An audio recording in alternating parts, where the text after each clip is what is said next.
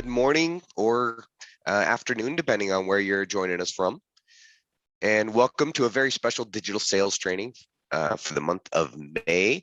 My name is Mark Milligan, and I am one of the client success managers here at Audience, formerly and finally known as Aptivata. We'll dive into all that in just a few minutes as I try not to get ahead of myself here, but I'm excited you're here because this will be a little different than our normal digital sales trainings. But it might just be the most important one of the year, to be honest. So we have a lot to cover, but please don't hesitate to chat in with questions. There's a Q&A feature that I'm sure many of you are familiar with by now. I'll try to keep an eye out for any questions and address them live. And also, I'll make sure to make time at the end for questions as well. Okay. All right. Let's take a look at today's agenda. For those that still need to enter the contest, you should still see the URL on top there. In fact, let me just paste that URL in the chat for anyone that still needs it here. Let's see if I can find the chat here for anybody that might need it. I just posted that URL in there, so hopefully that can be a little helpful for anybody who's still trying to find the URL there. And let's see here. Okay. Feel free to enter that URL while we get started on the bullet points. Okay, sounds good. First, we have some pretty exciting news, which I alluded to earlier, and I'm sure most of you have heard by now, but if you can't tell, we're pretty excited about it. I'll also let you know about a little update that might interest some of you, an extra tool for those that like to get create clever and creative promotions. A big part of today's webinar will be focused on first-party data, why it's so important in this rapidly evolving digital world, and how to take advantage of it, both for your own brand's sake and for your clients as well. As usual, we will highlight some upcoming national promotions, and I'll make sure to take any questions before everyone's favorite part of the webinar when we pick a winner. So remember, you must be present to win, right? So all right, I hope everybody's had a chance to enter. Let's get started, shall we? All right. Thank you, Leilani, for sharing. It looks like Leilani is also here to help answer questions as well. So thank you, Leilani, for doing that. Okay, let's go ahead and begin. Let's begin with the big news, shall we? Now, Aptivata will hereby and henceforth be known as Audience. Yes, I know it's hard to believe, but it is true that you no longer have to try to remember how to pronounce or how to to properly spell Aptivata anymore. So I admit, after 5 years of saying the name Aptivata 50 times a day, it's still taking me a little time to get used to the switch. And on that note, if you catch me saying Aptivata, I want somebody to call me out, okay? But there's a very good reason for this rebranding effort, and it's about much more than just a fresh name and logo. The new name and logos simply highlight a brand new era in the ever-evolving world of digital marketing, one where we are starting to see a shift in how marketing and consumer data is being collected and utilized. Our new brand name brings with it a renewed, clear focus toward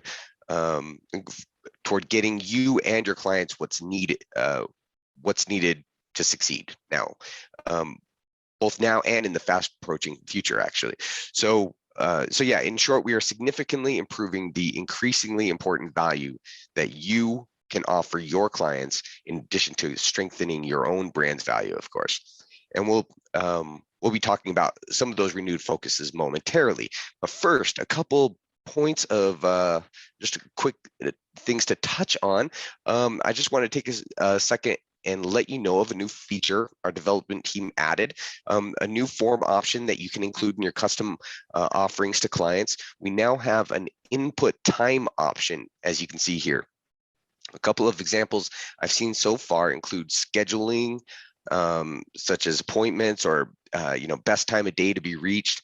Also, a fun example that we kept in mind while building this came from our friends Arizona Family KTVK down in Phoenix, where every year they have their audience try to predict what day and what specific time it will first hit 110 degrees, which is astronomical. So and whoever ends up getting the predicting the closest time of day ends up winning a big prize and a big shout out, and it's big, and it's a fun thing. So yeah, it's relatively small update, but it's always good to know what customization options you have available when pitching to your clients. And actually, I don't have a slide for this update. It kind of came at the last minute, but I apologize. But hopefully you're all familiar with our chat feature on our website. We recently added a feature within that chat that allows you to actually give feedback without having to talk to a support person. So now you don't have to chat with somebody in order to tell us what you like or don't like, or maybe share an opinion or a feature request or something. That includes feature, like I said, it includes feature requests that you'd like to see, maybe things that you've recently appreciated that we've done, or maybe not so much. So whatever feedback you'd like to share, we appreciate it, because it always helps us improve. Another thing you can do is you can actually go through and see what other people have requested, and you can upvote different requests that you see other people suggest, and kind of try and encourage, show a little bit of a need, a little more, maybe add to your wish list, if you will. So yeah, okay. All right, now let's go on to the big stuff, e.g. the new gold rush in the new digital marketing world, otherwise known as first-party data. Now, this is something we've been facilitating for more than 10 years now. So we, and in turn, each of you are in a great position to adapt to the new era of digital marketing that we're moving into. So this is going to be a reoccurring theme for the next little while, mostly because we want to make sure our clients are getting ahead in the race for direct and voluntary data. I'll explain more in a moment, but first, we actually, before we look at first-party data, it actually helps by defining what third-party data is. Third-party data is collected through cookies, pixels, and other aggregators as people browse the web. The third party doesn't have a direct relationship with the consumer, right? It just tracks everything that they do, kind of keeps an eye on them, kind of like that spy in the corner there. It just tracks everything that they click and what they view and how long they view it for.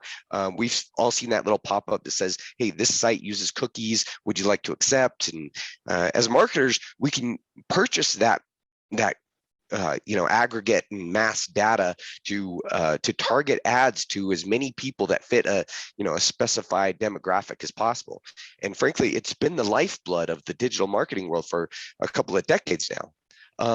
But it's not perfect either. It does have some faults. For one, it's not as specific to individuals as it tries to be. It essentially puts people into general categories. Like it may recognize you as an outdoorsy person, and so an ad's just some hiking boots, but really you're outdoorsy more because you like bicycling, not so much hiking, right? So that's close, and that's not bad, but not bad for AI, but nonetheless, it's not. I'm not telling it exactly, what. We'll get to first-party data in a minute. Okay, so not get ahead of myself. But the real issue with third-party data is that it's deprecating and fast. So the driving force is that people aren't too thrilled about not being in control of who has their information. How many times have you had a verbal conversation with someone about how it's been raining a lot lately, and suddenly you start seeing ads for umbrellas all over your browser, right? Or Facebook. That well, people are starting to push back on kind of how much data is being collected on us, how much is being listened in on in a sense. And they're doing so on some pretty big scales now, from states' data privacy laws now that are being enacted, to people using ad blockers and data safe browsers, and now even Apple, Mozilla, and soon Google are each banning the practice of cookie tracking user behavior across websites. So I can't quote the exact amount, but I even remember hearing something that Facebook stands to lose something in the billions due to this deprecation or something. Yeah, don't quote me on that, but I know it's a big deal. So basically, we're all witnessing a unique and a seismic shift in the world of digital marketing, quite literally a new era of marketing altogether. I mean, in short, the old days of sweeping up as much data as possible from as many consumers as possible without their knowledge, yeah, that's pretty much, that's over. So, okay, moving on. Now, second-party data, we'll just touch on this real quick, is a relatively new term, but I would imagine it's something many of you might already be familiar with. For example, when you email opt-in, when that email opt-in box says, yeah, I'm okay with sharing my info with trusted partners and affiliates, right? From the perspective of those retailers and clients that pay you for that info, they are receiving second-party data. For you, it's first-party data because you collected it, but for them, it's second-party data, which is still pretty good, and it's better than third-party data. It's data that was voluntarily collected directly from the source, and then it was delivered to them, which removes one degree there. And because second-party data is collected directly from the consumer, it can be more reliable. It can paint a clearer picture of the consumer than third-party data, though as the second party that's buying the data, it still does have a cost attached to it, and you're limited to whatever data the first party has on your target demographic, which for you means the more robust your database, the more valuable it is for others. And with audience, you have a unique opportunity to become a rare and very robust source for second-party data. Okay, I'm just trying to keep an eye on the chat here and for questions. So far, we're doing good. Okay, let's see first-party data now, shall we? All right. Lastly, here it is. All right. First-party data is data that a customer voluntarily and intentionally shares with a brand, either because they like the brand or because they are getting some sort of value exchange for sharing their data. Now, if you haven't guessed by now, this is by far the most valuable data for several reasons. First, it's data that you directly collected from the consumer, which paints a very clear picture of who the consumer is. You know where that data came from, and it's data that you own. You get to activate that very specific data whenever you want. Not only that, but it facilitates a trusting relationship with the consumer, because there's no question as to how you obtained that data. They voluntarily shared it with you, and they know that. So privacy concerns suddenly become very minimal. So how do you get them to share that data with you? Okay, well, that can be the tricky part for most companies, honestly. They are taught to create a value proposition, a value exchange, reward the consumer in some obvious way for sharing their info with them. For retailers, that's often limited to discounts and perks, rewards programs and things, anything that they can get to get people to share a little bit of info with them. And those are all good things, of course. There's nothing wrong with those things. But with audience, suddenly collecting first-party data becomes incredibly simple. It's natural. Instead of racking your brain trying to figure out some creative ways to get consumers to share their info with you, with audience, the options just start overflowing, since that's what audience was built for, and not just for yourself, but that's why you become valuable to your clients, right?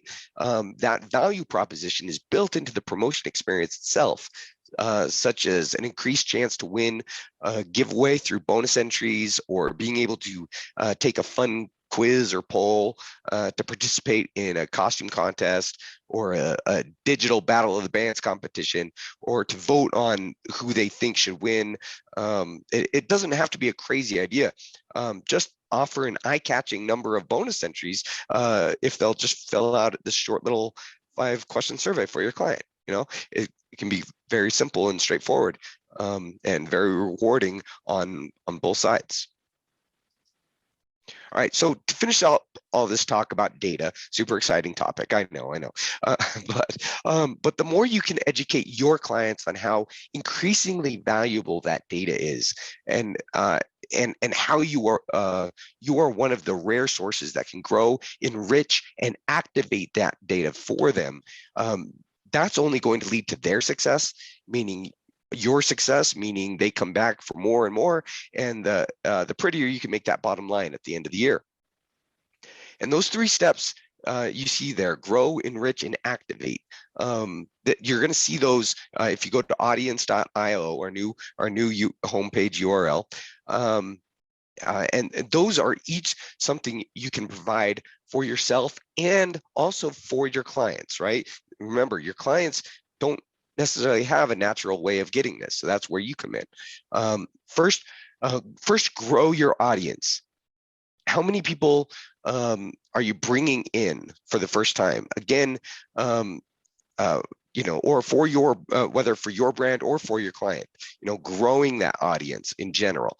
Then enrich the data that you do have, right? First name, last name, and email just isn't going to cut it anymore. If you're not sure what information to collect, think, well, what don't I know about them?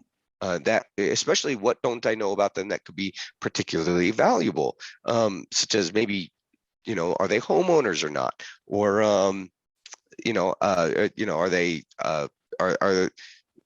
they a family with children there? Or, are they an outdoorsy couple? These, just any kind of piece of data. But even if you just scale it back to just your basics of zip codes and phone numbers, and just kind of trying to get a general idea of what demographic your audience is in, that can really go a long way, even just with that. And finally, activate that data. Use it to communicate with your audience and consumers through SMS, email, or through social media, by getting them to, follow you or your client on social media. Integrate your audience account with your CRMs, by the way. So anybody who has an integrated audience with their CRM, you're missing out. Yeah, that way you can get secured real-time data flowing as it's coming in real time. So make sure you check out our integrations and see if your CRM integrates with audience. Okay, so grow, enrich, and activate your first-party data for yourself and for your sponsors. Become more valuable to them than they could have ever expected by showing them what you can offer them. This is why we're making all this focused, and that's why we're making all this a focused and collective goal. All of us in the audience family, honestly, hopefully by now you know that we are truly invested in your success and your client's success by extension. So with first-party data being the clear direction for the future of the digital marketing world, our renewed and collective goal is to make you an early leader and an early adapter in the industry and in the race for this increasingly valuable resource of first-party data. Okay, all right, enough about data. Okay, we had a great lesson on it. Let's move forward, shall we? Okay, let's talk about some old favorites, stuff that's a little more colorful than black and white data. Some national promotions coming up here. Father's Day deadline is nearly upon us, but remember, if you've ever if you're even interested in running the Father's Day promotion, but you're not sure if you're going to get a sponsor in time or not. And this goes with all of our promotions, by the way. If you're interested, but you're not sure if you'll get a sponsor in time, just sign up either way so that we know to get you on the list. If you decide not to run it later, that's not a problem in the slightest. You're never obligated to run a promo or anything. And another idea is, hey, if you don't get a sponsor, you can always use that promotion to boost your own brand, your own station's first party data, and grow your own social media follows, right? So signing up never hurts. Make sure you sign up for our national promos, please. The one following up right after that is our summer cash contest. This is a big one. Lots of sponsorship opportunities with this one. Remember, that's giving away $2,000 every day for 5 straight days. Multiple keywords per day, lots of cool things that you can do with this one. Not the least of which is boost your own listening numbers, of course. Each keyword could be unique. Keyword can be sponsored, or today's set of keywords can be sponsored, or however you want to do it. There's a lot of fun ways you can do that. If you have any questions about it, please write in. And then of course we have back to school coming out already. I honestly can't believe we're already talking about this. Are we that far into 2022 already? Okay. Anyway, this one is a fun one because the kid or a student not only wins $1,000 for themselves, but another $1,000 for his or her school or charity of their choice. And just like with all our national promotions, you're encouraged to customize it with additional local prizes from your sponsors, your own custom graphics, and you should always, no matter what the promotion is, you should always be customizing the form to you or your client's needs. Please, you don't waste a national promotion by not customizing that form. Okay. And by the way, you might notice the back to school one is in Spanish. That's just a little reminder for myself to let you all know that we've been adding Spanish assets to our national promotions and to our templates as well. In fact, speaking of templates, lots of opportunities in the Spanish market. So please keep that in mind. And speaking of templates, don't forget to check them out for fun ideas to pitch to clients as well. I find that templates really help get those creative juices flowing. We have almost, I think, nearly or over 700. We may have passed the 700 mark now. You can find them on our Idea Studio and in the dashboard where we have, where we collect all of them. So I think that just about covers it for today. Let's see if there are any questions. I'm going to look at the, while I'm looking at questions, anybody who may have missed that URL, there's your, one last little sneak there. It's only going to be there for a second. You have, my friend Chris Leonard here says, do you have a recommended CRM to manage audience data? That's a great question. It really, that really depends. A lot, we have some clients that actually, they use audience to as kind of the source of truth for, in fact, we hope that they would use audience as the source of truth for their data. But there are CRMs out there, that are pretty powerful, pretty cool. Everything from, an everyday one like MailChimp to Salesforce. I mean, there's a lot of different CRMs out there that are all good at, one thing or another. So Chris, let's talk about, I don't know if you have a CRM right now. I'm trying to remember, trying to think back. It's been a bit, but let's take a look at some of the more popular ones that we have if you're looking for a CRM. And but a few of our integrations are pretty awesome actually. I think there's a number of them you could go right with. So yeah, that was a good question. Thank you, sir. Appreciate that.